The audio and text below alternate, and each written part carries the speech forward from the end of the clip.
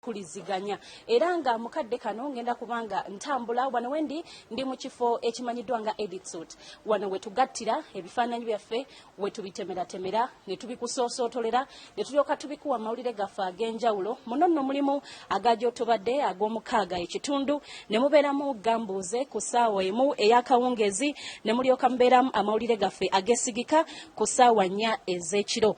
Ntambula mukadde kano ngenda mu office eyakulira ebyentambuza ey'emirimu era nga y'omu ku bannaffe betuludde nabo oba betutambudde nabo ebbanga lino lyonna. Eno yafeesi gye nnyingiddemu ya mukama wange era nga bwe mwanjudde yakulira ebyentambuza ey'emirimu wano ku BBS Terefayina njogera ku mwami Stephen Dunstan Busuulwa. Tusajjakudde mukama wange olunaku olwaleero era nga tuwezezza emyaka 7 nga tulebya bannaffe bonna bwe tuli mu mpuliziganya betwasangawo boolyawo n'abapya abakatwegattako. Terefayina bwe yali etandikawo ng'ebintu byonna ebize bitandikirwawo wabaawo ekigendererwa. Terefayina eno tugitandise olwa bino ne bino. Mukama wange Terefayina bwe yali etandika yalina bigendererwa ki era bituukiddwako?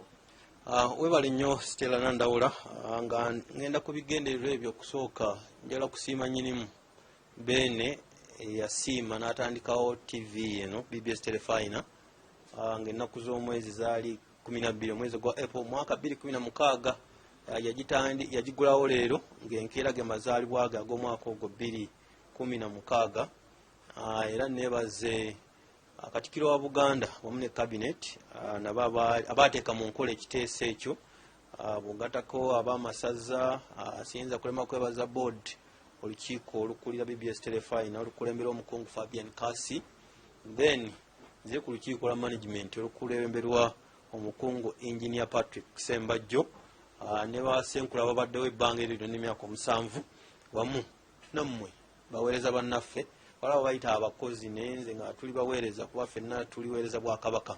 Obuuziza ki ekyatandisaawo Terefayina ya Kabaka eno mu kusiima kwe yalabanga abantu be balina okufuna emirimu employment kubanga Terefayina kati yatandikibwawo tuwa emirimu abakozi abasoba mu 150 okwetoolera eggwanga omuli abakola ku mpewo omuli abagattagatta ebifaananyi omuli abaweereza abalongoosa omuli ba correspondents abasakira mu byalo omuli administration n'ebirala. So esooka kuba abantu ba Ssaabasajja mirimu ate bwe ng'abantu ba Ssaabasajja kitegeeza Baganda abantu abasinga bakola ensobi ne bagamba BBS eweetya omukalamojja omunyankole okubeera mu Buganda bawa atya omugiswa abantu ba Ssaabasajja b'amawanga gonna era bakola mu kitongole kino.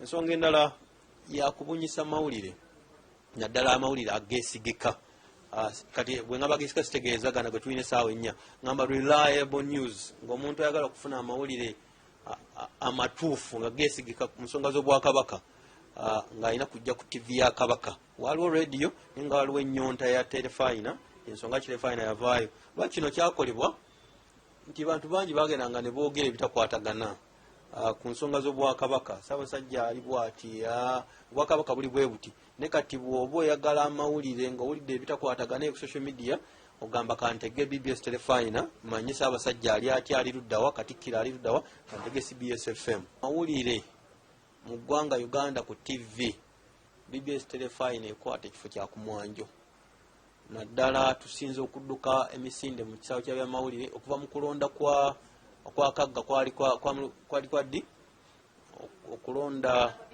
2021 twadduka emisinde mawulire gaffe negatandika negeyongera okulabwa paka kakante tunadda mabega. Abantu ba Ssaabasajja tubayamba okubakunga tuyamba Ssaabasajja okubakunga sije tumuyamba yasiima tukunga abantu ba Ssaabasajja okwenyigira mu mirimu gy'Obwakabaka okugaba omusaayi mwanyi terimba okugenda mu mipiira okutumbula empiira gy'amasaza empiira gy'ebika n'ebigwa mu kkowa eryo. Myaka 7 tutaddewo program ezimpactinze ezikutte ku bulamu bw'abantu nga bayita ku Terefayina. Olabye mawulire gammwe nga tulwaga emboozi y'omwana ali ono kawaya gwe yakwata empitulu by'eruweero Mama Fiina n'amuweerera asoye katu bangi nnyo abafunye ebirungi okuyita ku BBS Terefayina.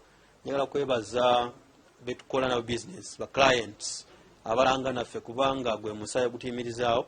Neebaze ba service providers bano betugulako empapula n'ebintu ebirala ate nebaza omukungu yennyina Patrick Sembajjo gwenja okusembya ne ttiimu ya management kubanga myaka 2 ate BBS Terefayina edduse emisinde gy'amaanyi nnyo ku mulembe omusembajjo. Twagala okwebaza Katonda olw'ekyo. Olugendo lubadde luwanvu ate tukyagendera nno ddala.